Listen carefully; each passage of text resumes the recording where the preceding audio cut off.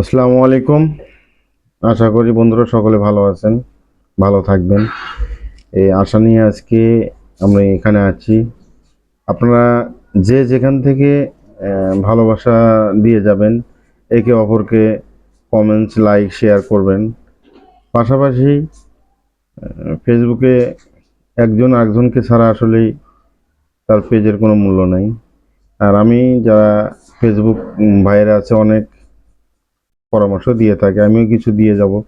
অনেক সিনিয়র ভাই যারা আছে, যারা ফেসবুক পেজ গ্রো করছে, তারা হয়তো বলবে যে কি এটা সেটা বলতেছে। তারপরেও আপনাদের যদি ভালো লাগে অবশ্যই সেটা নিয়ে নেবেন। একজন ফেসবুক পেজে আপনি যে কাজ করবেন, দৈনন্দিন দিনের একটা কাজের আপনার একটা সূচি থাকতে হবে যে কখন কি করবেন। পাশাপাশি আপনি যে পেজটা চালাবেন সেই পেজে আপনি যে ভিডিওগুলো দিবেন সেই ভিডিওগুলো কোয়ালিটি সম্পন্ন ভিডিও, এবং সেই ভিডিওগুলো আপনি নিজে চালায় নিজেই দেখবেন কিছুক্ষণ, তারপরে সেটা আপনি আপলোড করেন। আর আপনি যে ফেসবুক পেজ, আপনি যদি রান্না বিষয়ক দিয়ে থাকেন তো সবসময় রান্নার কাজই দেন। আর আপনি যদি মনে করেন যে কন্টেন্ট তৈরি করবেন, কন্টেন্ট তৈরি করার থাকলে কন্টেন্ট তৈরি করে দিয়ে দেন। আপনি একটা পেজে 12 মিশেলি, যেটাকে বলা হয় যে কন্টেন্ট, কখনো রান্না, কখনো শাড়ি পরা, কখনো শাড়ি বিক্রি, এগুলো না দেওয়াই ভালো।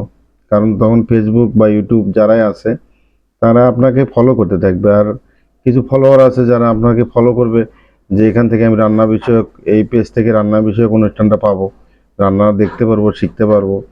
আর অনেক ফলোয়ার আছে যারা কন্টেন্ট দেখতে পছন্দ করে, তারা তারা তখন লাইক দিয়ে, কমেন্ট করে, ফলো করে এগিয়ে যায় যে এই পেজ থেকে আমি কমেন্ট করি, যাই করি, এখান থেকে আমি দেখলে এই ভিডিওটা পাবো, যে ফানি ভিডিও বলি, বর্তমান সময়ের ভিডিও বলি, এগুলো দেখতে পাবে।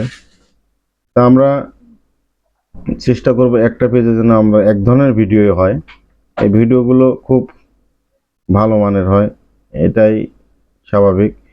আর সিনিয়র ভাই যারা আছে, জুনিয়র ভাই যারা আছি আমরা, তা আমরা একে অপরকে সহযোগিতার মাধ্যমেই আমরা কিছু করার চেষ্টা করব।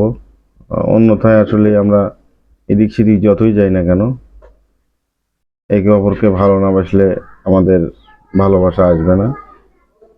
ধন্যবাদ সবাইকে।